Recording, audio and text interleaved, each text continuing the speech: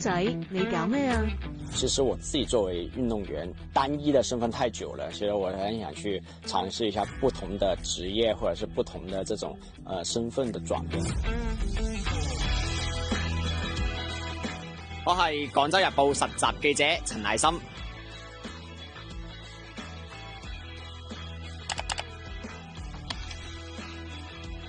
搞掂，收工。你走啦？係啊。啱採訪完幾個奧運冠軍，已經交咗稿啦。今時今日呢個服務態度點得㗎？我係大灣區探長陳探長，我係廣州日報主播陳艾森，我係攝影記者陳艾森。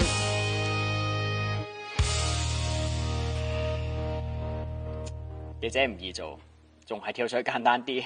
其實自己都冇咩機會話喺廣州過年，所以其實都係更多去感受下啦。廣州都有呢個花街，就希望大家都可以過嚟呢邊去感受下廣州嘅過年氛圍，有呢個好濃嘅一個年味喺度。希望大家可以嚟睇睇啦。啊，佢叫格格，今年7歲，養寵物。更多係一種情緒上滿足感啦，同埋佢會俾你帶嚟一種安慰咯，可以講係。